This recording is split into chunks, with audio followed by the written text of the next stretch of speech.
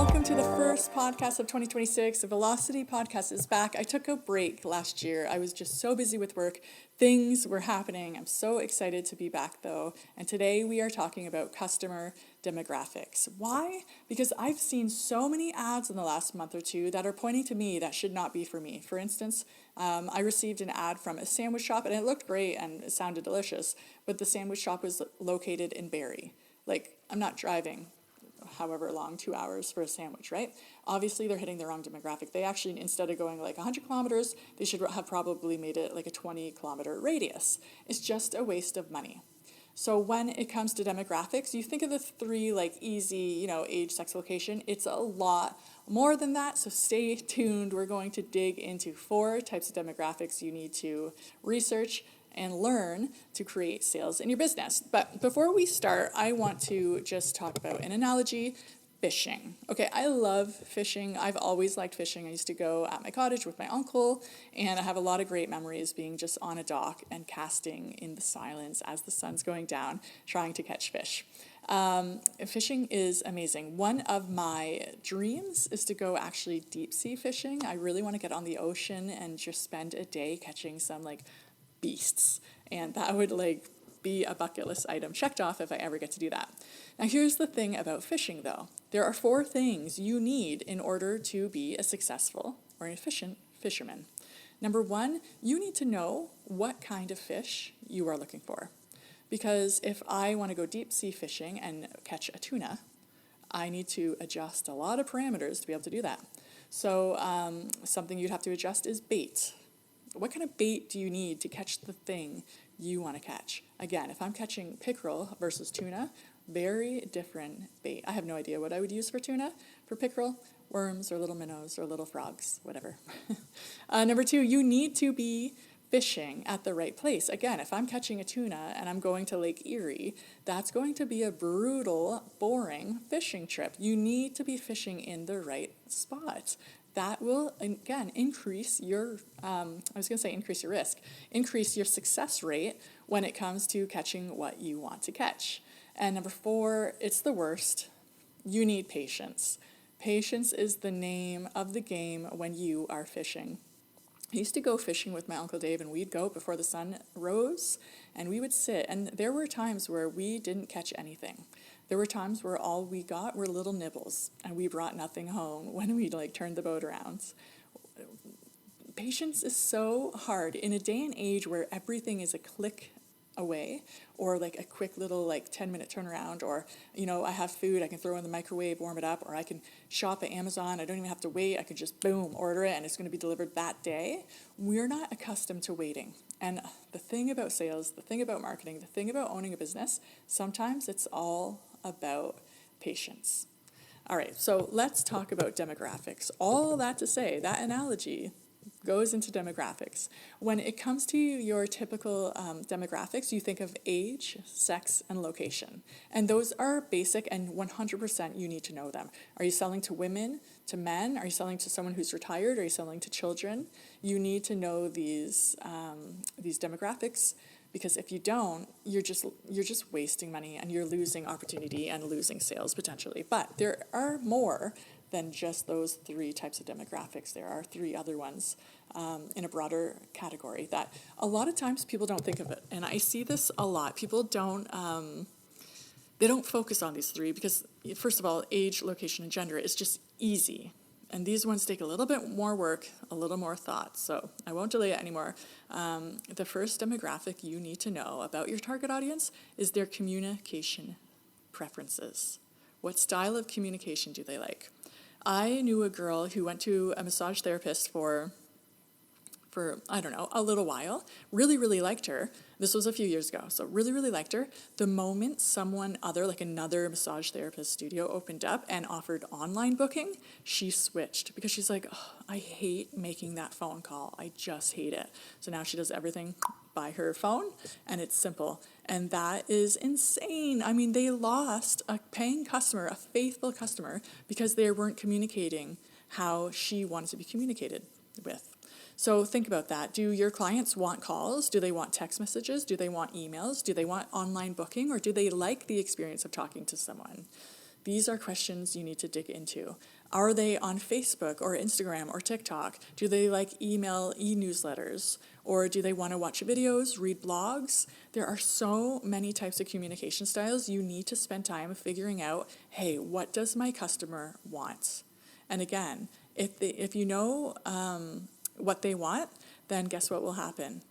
They will pay attention to the video you put out, or they'll pay attention to the text message you sent, or they will pick up the phone when you call, because that's how they want to be communicated with. Number 2, pain points. Pain points is crazy, and I find this dictates my life, honestly. There's 3 things under pain points. Number 1, inefficiencies. Number 2, cost. And number 3, time. So the other day, I needed to get my hair done, and my sister used to do my hair, but she's not doing it anymore because she's going to go on mat leave. So I was like, okay, I need to find someone. Now, I had someone in mind who has done my hair in the past, who is very, very nice. I really enjoy her, but it's like a 3-hour, 3.5-hour event. And I was like, oh, I don't want to sit for 3 hours. So someone said, hey, you should use this girl. And it was a lot less time. It was like 2.5 hours. The reason I switched from the person I really, really enjoy, and this is me as an introvert, I switched from someone who I'm comfortable with and enjoy because this person was just like, hey man, I'll save you an hour. And time is a huge, huge pain point for me. Another thing I love is being efficient. I'm like running a life. I have my friends, I have my family, I have my kids and my husband and then plus I'm running a business. And I'm just like, sometimes I need to be efficient. I need to make the most of my time. So when companies are saying to me, when I come across ads that are like, hey, do you need to be more efficient? I can help you. Here's how. My ears perk up. I'm like, ooh, tell me more. I do like saving time.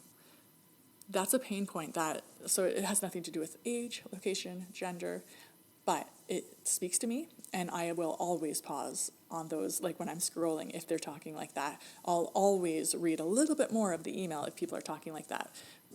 Those are pain points that are just like, again, sometimes we don't do the hard work of digging in to figure out what pain points we are solving with our customers, but just start asking, like, if someone switched businesses, is there a reason you switched? And then I'd be like, you know what?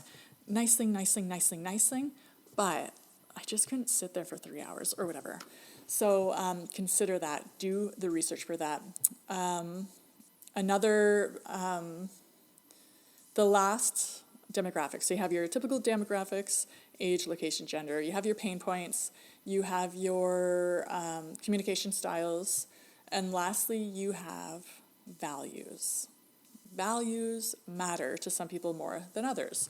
I've had people want to work with me because I am a Canadian business. Why? They had a website with an American site, and there was just riddled with spelling errors. You know, we use the OU often in favorite, and they don't. So like, in other words, of course. So as they were like going through the website, they're like, oh, it's so frustrating. I'm always telling them to fix this and this, and I can't do it anymore. Center's wrong all the time, and it's my business name. And I'm like, okay, hey, I can solve that. Like, we are Canadian owned and operated. We do not like ship, like, we do not send our work out. You are good with me. Other people love women-owned businesses. I love local businesses. Like, if my friends are like, hey, what restaurant we should go to, I will more likely pick the locally owned business because I love a locally owned business. That's something that's important to me. Other people care about, I don't know, just name a value. Like, there's 1,000 values in the world. Name them. I just named 3 that might be a little more relative to me and how conversations I've had with clients where they're just saying, hey, I want you because I like a woman-run business. I'm like, okay, great.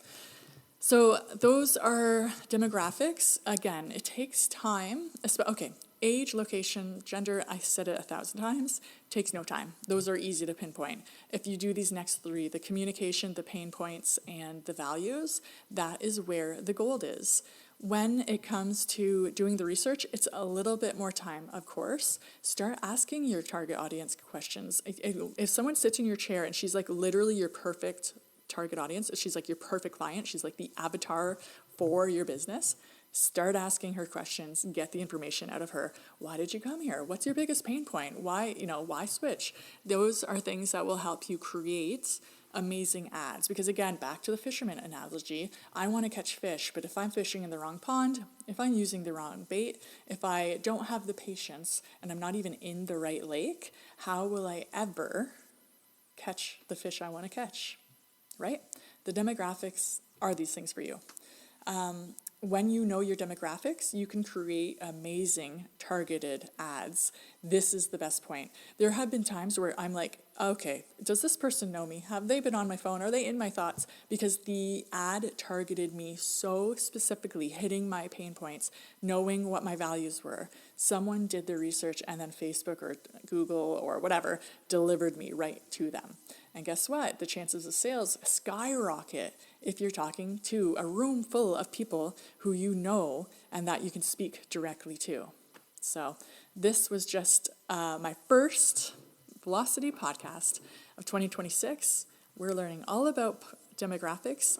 I'm going to dive in this year, more marketing, more motivation, more guests, because there are a lot going on when you own a business and you're operating, and I'm hoping to be very practical. So if you have any suggestions for podcasts, hey, you're my target audience. If you're watching this, let me know what you want to learn.